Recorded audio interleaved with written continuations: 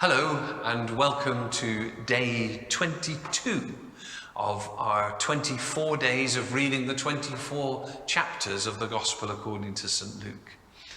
Today in chapter 22 we approach Jesus' death, going first through the Last Supper. Now the feast of unleavened bread drew near, which is called Passover. And the chief priests and the scribes sought how they might kill him, for they feared the people. Then Satan entered Judas, surnamed Iscariot, who was numbered among the 12. So he went his way and conferred with the chief priests and captains how he might betray him to them.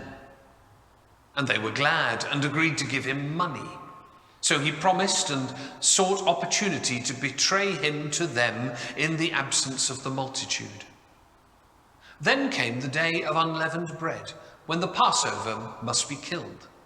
And he sent Peter and John, saying, "Go and prepare the Passover for us, that we may eat." So they said to him, "Where do you want us to prepare?" And he said to them, "Behold, when you have entered the city, a man will meet you carrying a pitcher of water. Follow him into the house which he enters. Then you shall say to the master of the house, 'The teacher says to you, where is the guest room where I may eat the Passover with my disciples?' Then he will show you a large furnished upper room. There make ready." So they went and found it just as he had said to them, and they prepared the Passover. When the hour had come, he sat down, and the 12 apostles with him. Then he said to them, "With fervent desire I have desired to eat this Passover with you before I suffer. For I say to you, I will no longer eat of it until it is fulfilled in the kingdom of God." Then he took the cup and gave thanks and said, "Take this and divide it among yourselves. For I say to you, I will not drink of the fruit of the vine until the kingdom of God comes." And he took bread, gave thanks, and broke it, and gave it to them, saying, "This is my body, which is given for you. Do this in remembrance of me." Likewise, he also took the cup after supper, saying, "This cup is the new covenant in my blood, which is shed for you. But behold, the hand of my betrayer is with me on the table. And surely the Son of Man goes as it has been determined. But woe to that man by whom he is betrayed." Then they began to question among themselves which of them it was who would do this thing. Now there was also a dispute among them as to which of them should be considered the greatest. And he said to them, "The kings of the Gentiles exercise lordship over them, and those who exercise authority over them are called benefactors. But not so among you. On the contrary, he who is greatest among you, let him be as the younger, and he who governs as he who serves. For who is greater, he who sits at the table or he who serves? Is it not he who sits at the table? Yet I am among you as the one who serves. But you are those who have continued with me in my trials. And I bestow upon you a kingdom, just as my Father bestowed one upon me, that you may eat and drink at my table in my kingdom, and sit on thrones judging the 12 tribes of Israel." And the Lord said, "Simon, Simon, indeed, Satan has asked for you that he may sift you as wheat. But I have prayed for you, that your faith should not fail, and when you have returned to me, strengthen your brethren."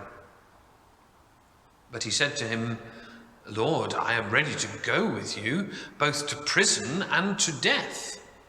Then he said, "I tell you, Peter, the rooster shall not crow this day before you will deny 3 times that you know me." And he said to them, When I sent you without money, bag, knapsack, and sandals, did you lack anything?" And so they said, "Nothing." Then he said to them, "But now, he who has a money bag, let him take it, and likewise a knapsack. And he who has no sword, let him sell his garment and buy one. For I say to you that this which is written must still be accomplished in me." And he was numbered with the transgressors. For the things concerning me have an end. So they said, "Look, Lord, here are 2 swords. And he said to them, "It is enough." Coming out, he went to the Mount of Olives as he was accustomed, and his disciples also followed him. When he came to the place, he said to them, "Pray that you may not enter into temptation." And he was withdrawn from them about a stone's throw, and he knelt down and prayed, saying, "Father, if it is your will, take this cup away from me. Nevertheless, not my will, but yours be done." Then an angel appeared to him from heaven, strengthening him. And being in agony, he prayed more earnestly. Then his sweat became like great drops of blood falling down to the ground. When he rose up from prayer and had come to his disciples, he found them sleeping from sorrow. Then he said to them, "Why do you sleep? Rise and pray, lest you enter into temptation." And while he was still speaking, behold, a multitude, and he who was called Judas, one of the 12, went before them and drew near to Jesus to kiss him. But Jesus said to him, "Judas, are you betraying the Son of Man with a kiss?" When those around him saw what was going to happen, they said to the Lord, "Lord, shall we strike with the sword?" And one of them struck the servant of the high priest and cut off his right ear. But Jesus answered and said, "Permit even this." And he touched his ear and healed him. Then Jesus said to the chief priests, captains of the temple, and the elders who had come to him, "Have you come out as against a robber with swords and clubs? When I was with you daily in the temple, why did you not try and seize me? But this is your hour and the power of darkness." Having arrested him, they led him and brought him into the high priest's house, and Peter followed at a distance. Now when they had kindled a fire in the midst of the courtyard and sat down together, Peter sat among them. And a certain servant girl, seeing him as he sat by the fire, looked intently at him and said, "This man was also with him." But he denied him, saying, "Woman, I do not know him." And after a little while another saw him and said, "You also are one of them." But Peter said, "Man, I am not." Then after about an hour had passed, another confidently affirmed, saying, "Surely this fellow also was with him, for he is a Galilean."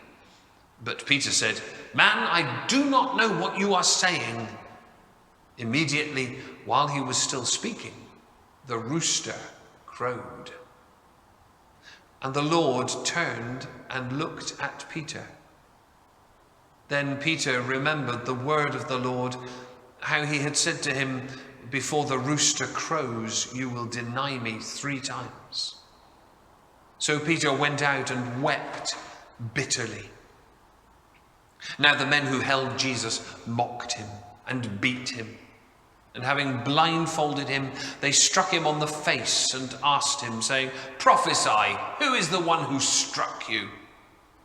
And many other things they blasphemously spoke against him. As soon as it was day, the elders of the people, both chief priests and scribes, came together and led him into their council, saying, "If you are the Christ, tell us." But he said to them, "If I tell you, you will by no means believe. And if I also ask you, you will by no means answer me or let me go. Hereafter the Son of Man will sit on the right hand of the power of God." Then they all said, "Are you then the Son of God?" So he said to them, "You rightly say that I am." And they said, "What further testimony do we need? For we have heard it ourselves from his own mouth." Here ends our reading of the 22nd chapter of the Gospel according to St. Luke. To hear what happens next, tune in tomorrow for chapter 23.